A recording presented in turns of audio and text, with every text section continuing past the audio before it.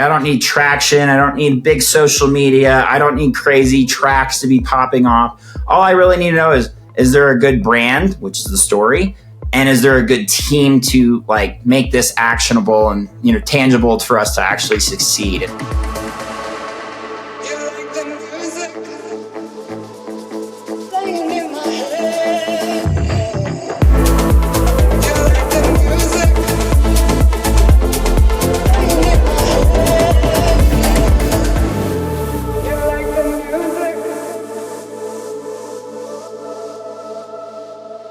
What's up, guys? Happy Thursday. With the official announcement of Chicago Music Nexus, I decided it was high time to bring on more experts onto this show.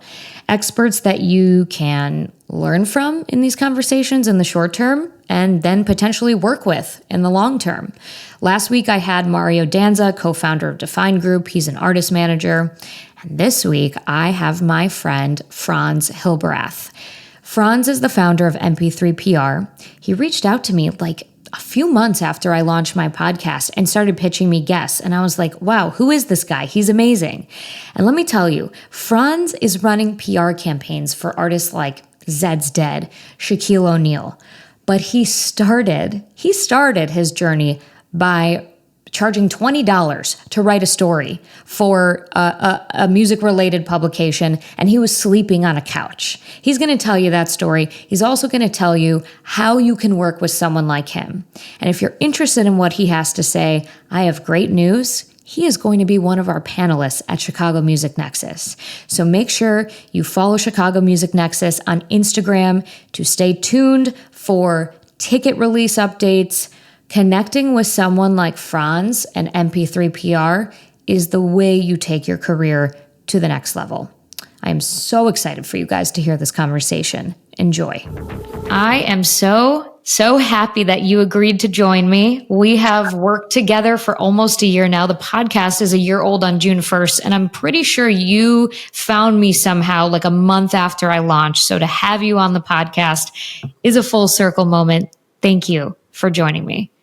Thank you so much for having me. Yeah, I mean, as a publicist, I'm definitely always aware of what's popping and more importantly, like what's making an impact. And right away, like super gravitated towards what you're doing, your ability to convey like the meaningful parts of our industry and, you know, command the respect of artists is something it's rare. So I'm honored to be your guest today. Thank you. I appreciate that. So I know what you do as the founder of MP3 PR, but tell my audience a little bit about your background and your business first. Sure. Well, I mean, people ask what I do is I say I'm a storyteller or a writer. I began about 10 years ago as a local journalist, largely covering the music scene. So I was writing for newspapers and magazines across Florida, which ultimately became more gradual into around the country.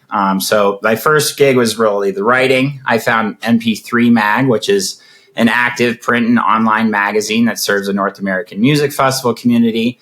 And now full-time, I run MP3 PR, which I say is a passionate team of music lovers and storytellers that, you know, like telling the story of the festival community and the artists that are, you know, making a change and difference in it. And you really have like your hand in everything. So you do PR for like big events, festivals, Miami Music Week, but then you also work with individual artists. So how did you scale that? And would you say that there's an even split between what you do? Do you mostly work with artists, or give me the breakdown of that? Sure. I mean, I think, again, it started with journalism, and like very quickly I figured out in journalism, I love talking to the artist one-on-one. I had a great ability to, you know, do my job as a journalist to make a great interview, but also convey their story in a way that people will understand. I was writing for, you know, local newspapers, which is not necessarily like an EDM demo, but I was interviewing ODESZA, RUFUS Du Sol, Barclay, Zeds Dead, a handful of people I now work with, and like conveying those stories on a grander level to like people that were first time getting into dance music. So as I like started cultivating that skill and interest of telling artist stories, I started like, you know, picking up on, I'm getting these emails from publicists, and I'm like, I could do a much better job of this. A lot of PR when I was coming up is you're on the snail mail list and getting these generic press releases. And I'm like, there's so much to offer and so much color in what we're talking about that I felt like that's what I could do. So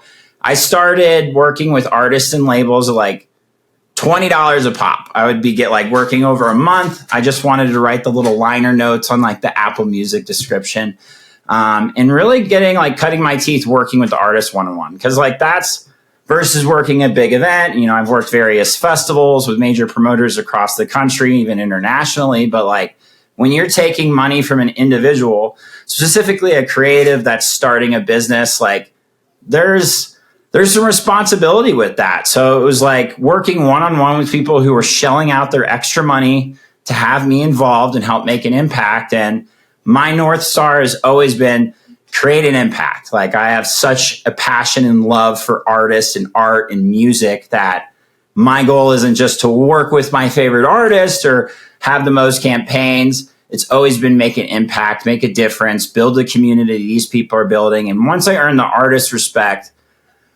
word started getting out about my work, and I was getting a lot of great opportunities. And I've worked with various agencies over the years, both management and PR. And again, ultimately, it was seeing other people's priorities are they want the biggest clients, they want the cool names, they want so and so side stage or be side stage themselves. And I want to, again, like we were saying before this, is I want to make an impact. I want to be in the room. I want to earn my spot, and that mentality has really been guiding me to some incredible opportunities and been great for my company. I love that. And I love, as a former broadcast journalist myself, who's gotten into the marketing side of things, this is such an amazing pipeline, journalist to PR, journalist to marketing, because we know we can look at a story from a bird's eye view objectively and then extract the value and then spin it in our client's favor.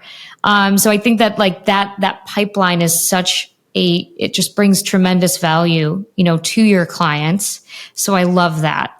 I want to get into because, we've announced Chicago Music Nexus. We haven't announced our panelists yet, but surprise, I'm going to say it today. Franz is one of our panelists on Build Your Dream Team, which I'm so stoked about because I know that people are going to be chomping at the bit to talk to you. So apologies in advance. You're going to be a busy guy that night, but we're going to get into this at the event. What I want to talk about a little bit now is there's so many different, so you've got your social media managers, you've got your social media people who are just like VAs, you have consultants, then you have PR. Can you talk to me a little bit about, because all these lines are blurred, on the different types of experts who can help grow your team? Sure. And what you do? And let's start there. How does PR different from social media? For sure. I mean, both, I guess, avenues you're telling a story, right? Or, I guess the way of looking is when do you want PR? Something that I've discovered is I've jumped on projects where there's no team at all, with no social media, no marketing, no management. And, again, there's value in what I do, but first it's got to come from the artist and understanding their own story. And is that story going to relate to people? So again, varying degrees of where people are at in the process. I come in there and we do kind of an audit of what the story is. One thing I ask artists all the time is, tell me about your project. Give me your elevator pitch. What's meaningful and important about this project that people know? And they'll have them tell me, and I'm like, great, here's my phone. Find that. I'll give you as long as you need. And I'd be sitting there, I'm like, you guys need an hour to find it. We have a really big problem. But the end of the day is what you've put out there and the effort you've put into your storytelling, it shows. And, social media is fantastic. I think, a lot of artists talk about that being a hurdle. I think it's such almost an innate blessing that we have today is you're able to promote yourself like never before. And it's, at the end of the day, 10 years from now, whether you had a popping TikTok or popping song, it's again, goes back to that question, what's important to you about this project? And do people know about this? And some of it's more frivolous. They might not care about that. They are just in it for the numbers. They're in it for their quick career and some paydays. But my clients, they care about telling their story. in accent to all of these other things. So I might have deviated necessarily from your question of like, how is it different than social media? But it's like really building meaningful storytelling and a story for people to fall into and understand and like, really fall in love with your brand. Yeah. And what it sounds like is before an artist should reach out to someone like you, they should probably have a good idea of what their story is. And of course, people like you can help them like massage it out, refine it, get a deeper understanding. But if you're just flying by the seat of your pants and like, and I don't even think follower count matters. I think you agree. Like you don't have to have 10 million followers to go and reach out to someone in PR, but like know who you are so that when you work with someone that you're paying, you're not wasting your money because you don't even know your story. And like, I'll be honest, like I've worked with clients before, in my consulting business where it's like, they don't know who the hell they are. We're just kind of building the plane as we fly it. And I tell them, I'm like, this is not necessarily a good investment on your end, but if you want me to figure this out because you just don't want anything to do with it, fine. But I think what you're saying is like they complement each other, but know who you are. And then that's when the PR comes in.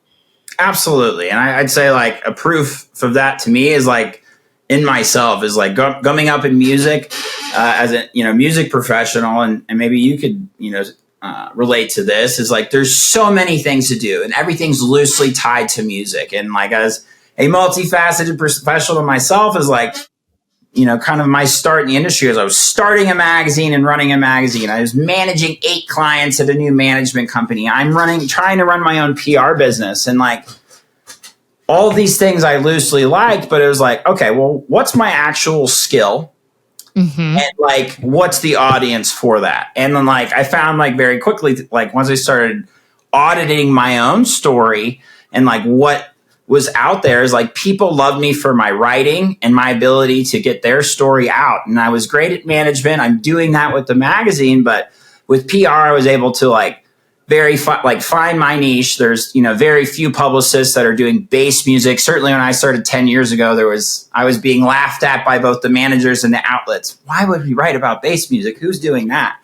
And again, I found my niche of like, I knew that story and I knew how to tell it. And once I focused on that, everything else became much clearer. So, whether it was success or more opportunity or efficiency, once I had a better understanding of who my character was or, who my clients were going to potentially be in my story and like what their problem was and how I could be their guide, that was when I really found, success or where my career started taking off. Makes a lot of sense. And I love that you just did a subtle reference to story brand. It is so great to meet someone else in this industry that knows story brand. I mean, it's a very well-known book, but I feel like, I did a whole episode on story brand and it was one of my most popular episodes. Everyone's like, oh my God, this is amazing. So a lot of people in the music industry don't know this. Just to recap for the audience, story brand is a formula that helps you figure out who your audience is, what their problems are, and like Franz said, how you can be their guide. If you're the person doing the story brand, who you're helping is the hero, you're their guide. So in the artist journey, right? A lot of artists see themselves as this hero, but actually it's their fans that's the hero. Exactly. And that's such a credible thing to like, really tap into. And a shout out Donald Miller is like, I come from an English background. I was an English major. I was going to write fiction before I was working in music. Back 10 years ago, you couldn't pay me to read nonfiction. And again, probably coinciding with me actually becoming a true professional as I started reading, self-help books, business help books. And I discovered Donald a couple of years into that journey. And as a storyteller, like for English majors, one of the first books you learn is like Homer, the Odyssey and the Iliad. And like, whether you go back to Homer through television or movies or branding and business, as he explains it, is like, there's these set elements in storytelling that have a turnover in the human imagination where now all of a sudden there's a world in which I can fill myself, or like project myself into. So often when I explain the framework and briefly, it's, the character, the problem, the guide, the plan, the progress, the success and avoided failure, and then the transformation. I asked artists, I'm like, so who do you think you are? And every one of them thinks they're the character. And they're rushing to that. And then, that's where you kind of explain them as your character in this instance, or, for business, it's your customers. For artists, it's be your listeners. Is who are they? What makes them unique? Where do they live? What demographic? Like the better you truly understand who the character is, the more you know how to tell the rest of the story. And the artist falls, like you said, they're the guide. It's essentially we find this character, we know them so well that we know what they like or, what challenges they face. And you position yourself as the guide to, create this transformation through the end. And it ties into your merch, your touring, your social media, music videos, art. And it's all about, it ends up at the end of the day being like, how can we burn less calories for this person to feel like they're a part of your story? Yes. And if you have all this hoopla in the character phase, then it just tells me you don't know who your character, your listeners are. And it's like so impactful to be able to find that story for yourself and how you relate to that. It's so good. And like, if you really think about it, when you're up there as an artist, you are controlling the room. You are guiding the room. You're literally guiding the room. So you are the guide. People are there for you, yes, but nobody likes when like the person that they want to, listen to, watch, whatever is super self-centered. They want to feel, like you said, part of your story. And I think like just off the top of my head, a great example of this is like, James Hype, who, when for a while he was putting out all of these amazing like tutorials and videos on YouTube, like bringing people into his process. And there's so many other artists that do that, who, whether it's production or whatever it is, like they're bringing you in, inviting you in, peeking behind the curtain. That's what you want. Nobody wants to just look at an artist who posts me on their social media all day. And so back to what you do with MP3 is you help the artists understand that and craft the story with that in mind. Yeah, absolutely. We actually some are further along than others. Like obviously I have clients like Zeds Dead who are 10 years into their journey. So you're, essentially reshaping the story as it's fit. Like this year we're celebrating 10-year anniversary at Red Rocks, selling those out on an ounce with no lineup. Like there's a far different story versus, a client even like Shaquille O'Neal, who I got to work with this past year. And like, on paper, if you're not familiar with this backstory of being the only athlete with 2 platinum selling albums already prior to his dance career, like he's been DJing since, 1988 in college. He's been loosely affiliated with music his entire life. But like a lot of people are looking at it as like a gimmick or like he's jumping in or he's a celebrity DJ. And like, I got an incredible opportunity to actually speak with Shaq and him tell his story of like, no, this is something I've been passionate about my entire life. And as I went into my Hall of Fame career or retirement, I needed something that filled me with the same passion. And it's like anyone can relate to that. And that's all of a sudden not just a dance story or a show to promote. That's like one of the biggest people, most polarizing people in the world, like really relating to people and saying like, hey, here's this second chance I got in life and proof that like, you can have another career or another passion. And that's what we're really seeking. And again, the ground level is even, smaller than that. If the artist has no idea of their story, we walk through this exercise and make sure they know who the character is and know what the problem is, know they're the guide and what we're going to do to, finish off that story. So that brings up a good point, because I wanted to ask, when does it make sense for an artist to contact someone like you to bring you into the fold on their team? Right. I have a series of books I send people. If they're further along, they're getting Donald Miller pretty much upon meeting me. But like another book is, I don't have it in front of me, I think it's Michael Passman, is understanding like, how to build your team as an artist. And again, like, I have people that are solo or fresh and on varying, situations. I'm able to help them. But, my advice to artists is figure out your story for yourself. Make sure you have a really tight brand. Like the logo really speaks well to your goals and what you envision for yourself and your music. And the first person's really always a manager. Like without working or working on a project without a manager. Like there are some artists that manage themselves very well.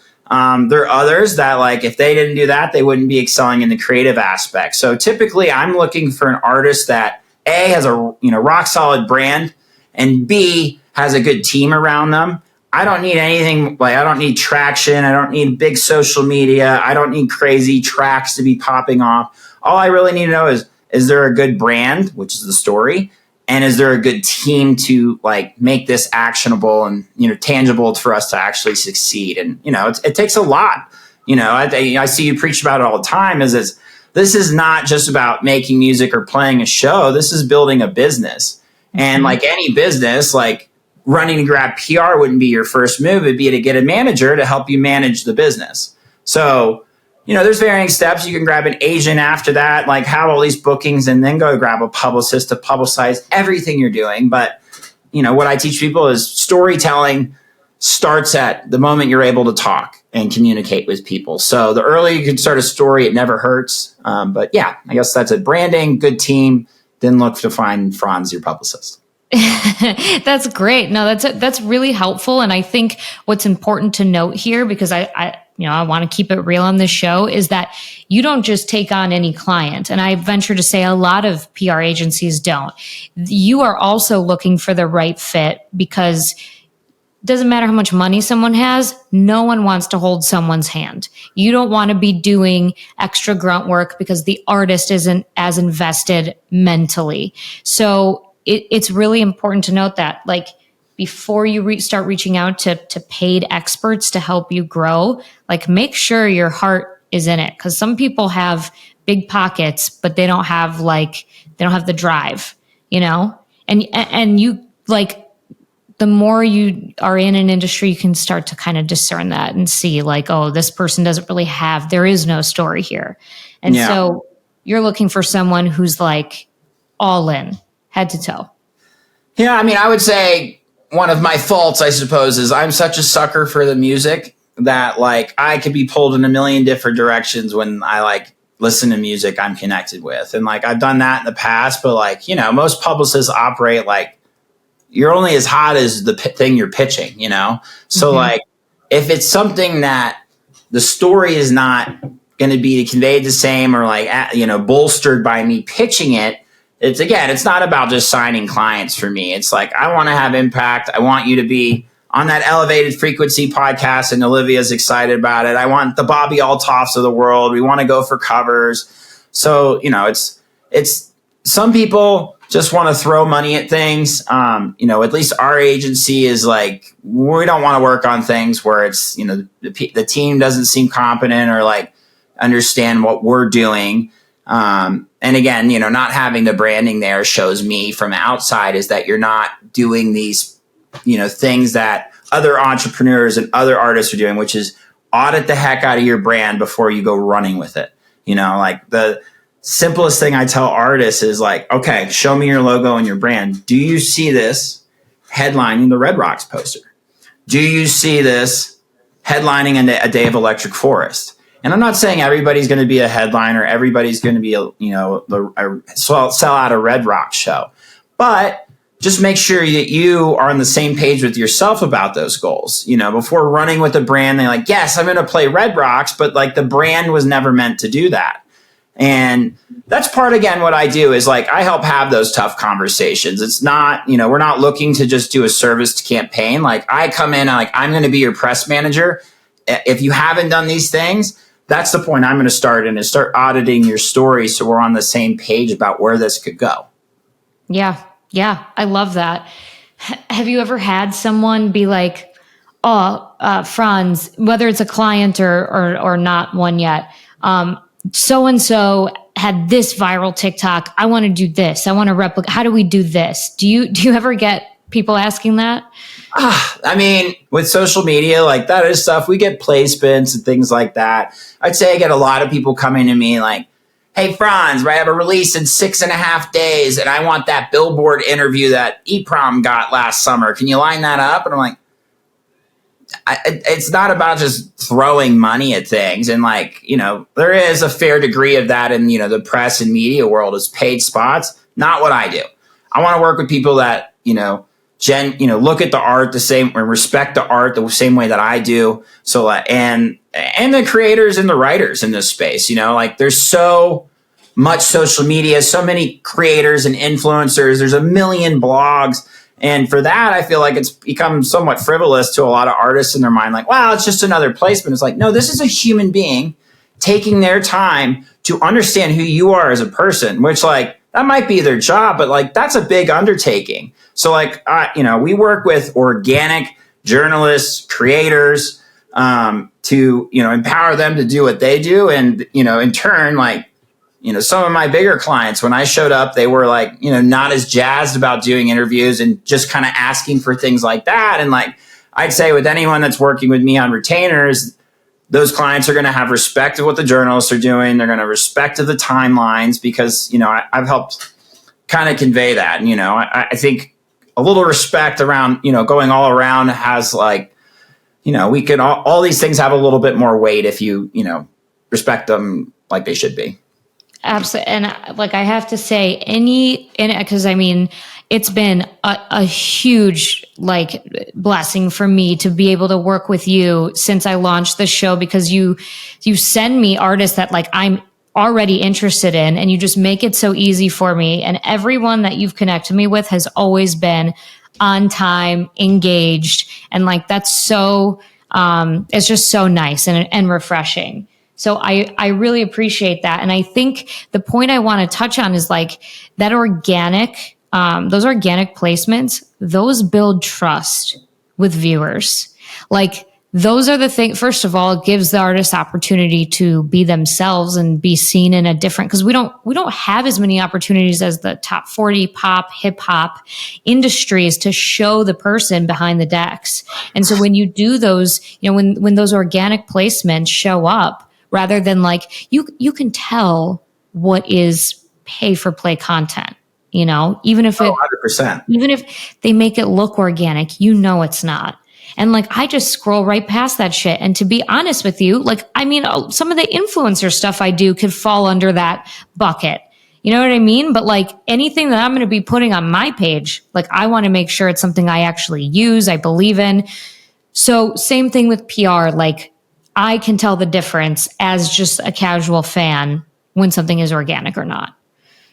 Absolutely. Well, I was like, it's come up this past week as I won't, burn any bridges with potential outlets, but like there's certain outlets that have purchased follower accounts. So they buy legitimacy in, the artist's mind. Cause right now social media is, at such a premium, but then you look, they have no engagement. You can tell when they put money into those paid promo posts, and then the comments are all like, retractive and like going off at people because it's fake, like at the end of the day, if I, and I'm not going to be naive or, lie, say that I've never paid for certain spots, but it's always to pay individuals to help empower them to do the work that I've respected and have done myself over the last 10 years. It's never, here's, $1,000 to make a react video of you hitting a button. It's like, right. Okay, here's what you requested because this is going to take you 2.5 weeks. And like, I really respect the work you're doing here. And, again, like everybody wants these viral numbers. And this is something I've talked about a lot is I think we've, become enamored with the idea of going viral.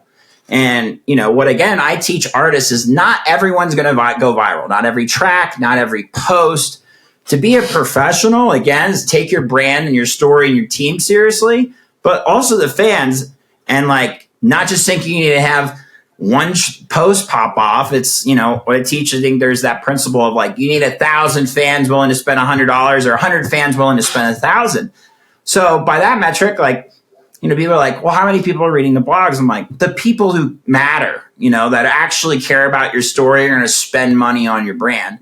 And if you spend the year talking, valuably and genuinely and authentically and organically to all these different outlets, these different niches, which, you're right. We don't have a top 40. There's not the ESPN for music festival news, so it's like all these audiences are spread into different niches and different places. And like, are you going to take the time to try to communicate to all of them? And like what mine is the authentic storytelling that you still have to do on top of social media, on top of tracks, on top of touring. And great, if those things pop off, you can become that anomaly that has this viral success. But like, are you going to bank on one thing popping off? Or would you just bank on each week, I'm going to add 5 real fans and really connect with those people? And that's what the clients I work with, that's what I teach to new clients is, let's just build authentic connections at an organic, sustainable rate. And I promise you, you'll be able to do this as a career. I love that. It's so true. We have hit a critical point where there's too much content out there now. There's too much. And now people are like, I feel like they're just like kind of wandering around aimlessly trying to find someone that they actually can connect with because they are sick of the mass overproduced BS in music or elsewhere. I used to consume skincare videos like it was my job. Now I scroll past them because they all say the same shit. But I would love to find that one person who's like me, who has my exact, skincare concerns and has this and that. That's what people are looking for now. I think that's really where we're heading. And so just like you said, finding those 5 people that absolutely they ride or die for you, that makes all the difference. But it is hard when people are seeing the followers or so-and-so was on, was the cover story of this or whatever. Like you get in your head. And so I guess that kind of puts you in a position as their hired professional to almost be like a therapist in addition to a PR person when those insecurities arise. Yeah. Well, I mean, like I mentioned, I also do artist management. I manage a handful of artists and a lot of friends, family, and the like. I'm sure you can echo this. As the beginning of your entrepreneurship, you're looking at everyone and everything like, well, they're popping off or they're doing this. Should I do that? Like, how do I do that? And there's nothing worse than comparing yourself to other people. And like your journey is why you're going to be successful, what makes you unique, like the things you go through and like your successes. And, hopefully, at least my prerogative is like, I want my successes to be unique to me, meaningful to me. Like, I'm never just going, oh, well, that person was on that podcast. It's like, no, I judge this on a one-off. Like, this would be a fantastic opportunity to do my first podcast with someone that gets this, and that's what I fall into the therapy aspect with management is you're managing their business, you're managing their brand, and you're very much managing their personal life. And it's a reminder, like you are a human being. You can only capable of so much. So much of this is out of our control. So control what you control. And that goes back to like, why don't we just focus on making 5 new fans that are going to post every week in your Facebook group? Or like really push 5, an activation that gets people hooked on your merch. And now they're going to support those castles. And like that is far more sustainable, both up here, financially, in your career, is if you just go at it like that. If you're constantly chasing a white whale of the lottery, essentially, is like you're going to be broke buying scratch-off tickets. That's a great analogy. It's a great analogy. And I feel like I personally need this. I preach this message and even I need to hear it sometimes because you do get caught up. It's easy to lose sight of that. So it's really important to have other professionals in this industry. Like you said, you manage all these things. You're also managing expectations. That's really important. And knowing and communicating that it is a long game. And it all goes back to the brand. If your brand is consistent over a long period of time, things will start to move. And everybody needs to hear that message. And I think it's just really, I'm really happy. Like, if nothing else, I'm happy that I'm interviewing people like you on this show because 2, 3, 4 years from now, I want to look back and see where we are. Like, does this still hold truth, or has the industry gone in a completely different direction?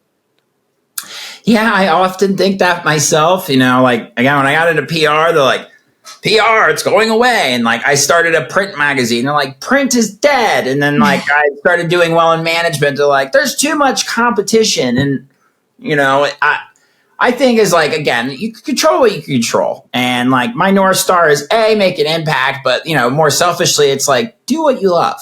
And like, I found that out of college, I was like, I need to work around music. I'm going to get the most out of myself as a person. And if I do that, people, like the community, people, teams around me are going to be better for it too.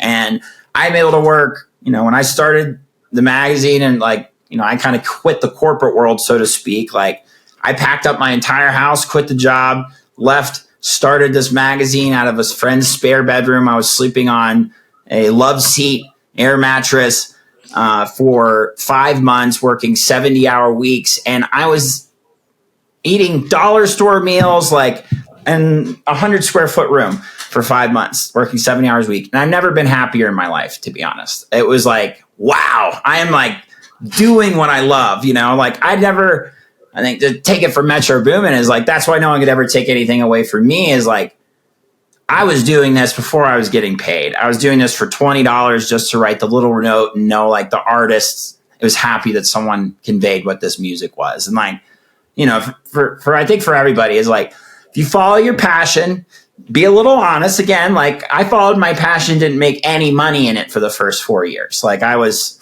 living on people's couches, not just because I was, living the dream. It was because I had to. I wasn't making any money. And, follow your passion. Get better. It doesn't matter if you're you and I and we're doing great on our journeys is at every point, every person could use another mentor, self-help book. Seek knowledge is, a term I use all the time is keep seeking knowledge and being honest with yourself.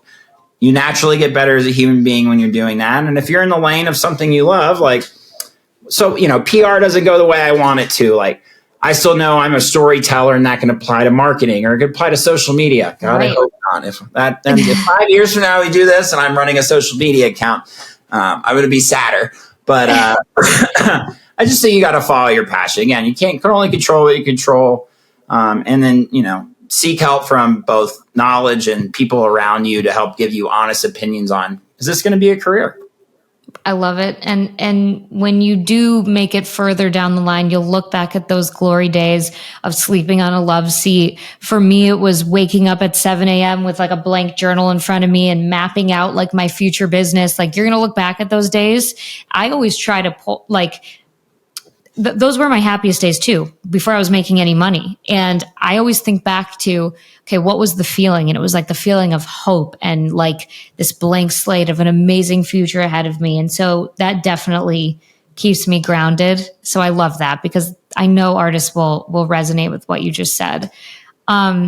So before we wrap up, I want to, if you don't mind, I'm going to have you stay on for a second. I just started a Patreon and I'm doing these little exclusive bits just for my Patreon community that are a little bit juicier, a little bit, maybe a little controversial. If you will indulge me, we'll see. But before we get to that, I want to ask, we've already covered Donald Miller's Story Brand. Is there any other book you would recommend to artists listening to this that they should go get right now? Well, again, being the consummate English major, I always have books around me. One that I like is, and I'm not, the writer's a little controversial, and I don't know if you'll agree with me on, is Ryan Holiday's Lives of the Stoics or his Stoic novels. For those who don't know who Ryan Holiday is, he was former publicist for John Tucker or Max Tucker, that I Hope They Serve Beer in Hell author. Okay. He essentially orchestrated, again, if you're not familiar, is when that guy dropped that book, they bought billboards in LA, New York, and somewhere else. And the night before, they paid someone to go in and vandalize it, screw Max Tucker. And it created this great dialogue. And he breaks down what, at least in my experience in English, as an English major, is it was almost bewildering in college how many times I had to learn about the Stoics and ethos, logos, pathos, and understanding not just why you're saying something, but who you're saying it to and how you're saying it. All of these things have great effect. And, my major ended up being editing, writing, and media, which was essentially learning how to publish and communicate through the various mediums of the modern age. So whether it's a website, a resume, a written, published article, a story, it's thinking of those, how you say it, who you say it to, and how, it has fundamentally changed my storytelling ability and ability to communicate and understand people. Ryan he's a little full of himself. But The Lives of the Stoics, I actually have it right here. We can show it off on screen. That one right there is great. You can do them on audiobooks, and they're like 2-3 hour long segments. And, I think a lot of people is like, you're like confused at reception. Like what this has helped teach me is like when I send an email, I 90% of the time know what I'm going to get back. Like I don't send, that was one of the first things with PRs. You could send 100 emails to get 10 responses. My goal is to send 10 and get 10 responses with like a 90% success rate.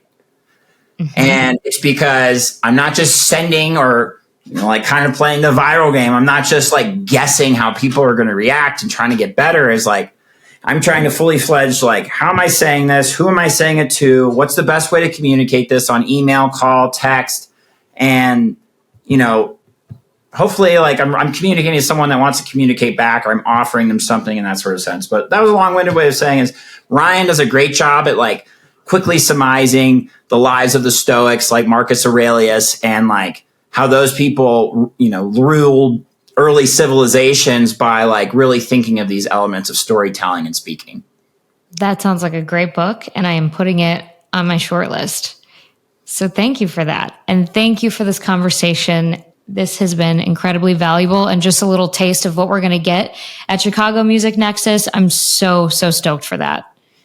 Me as well. Thank you so much for having me on here, and looking forward to Chicago, and just thank you for what you're doing. Like, obviously I've emphasized I care quite a bit about storytelling, and what you're doing is no more in front of people than like, reading is, it's hard to get it to people. And like you're in the front lines, talking to artists, having tough conversations or important conversations or intriguing conversations. And yeah, thank you for being who you are and what you're doing, because it's helping significantly, not just with my business, but I think our community, and helping people understand what artists can do. And I really appreciate that. Thank you. Thank you. Of course.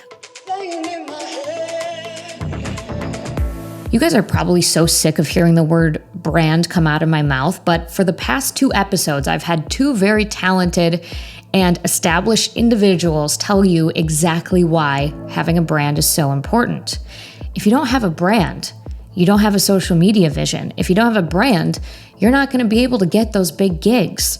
So know who you are, and then you can take those next steps. And that's not to say that people like Franz cannot help you, refine your brand. That's what people like Franz are there for.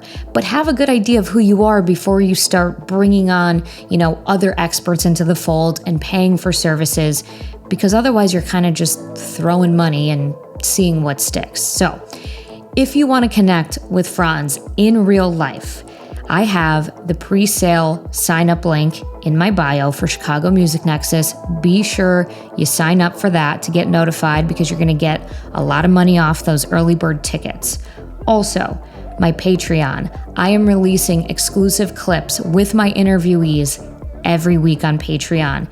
And at the minimum investment, $5 a month. These are tips that you are not going to hear anywhere else. These are tips that you typically have to pay a lot more for to have a consultation with professionals like Franz, Mario.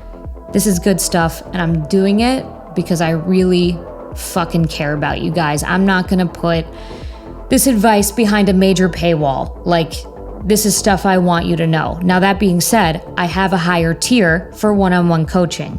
And if you're interested in that, you can DM me. We can work something out, but all the info's on my Patreon. So, all of that to say, we want you guys to succeed. That's what we're here for. I hope you have a wonderful week, and I'll talk to you next Thursday.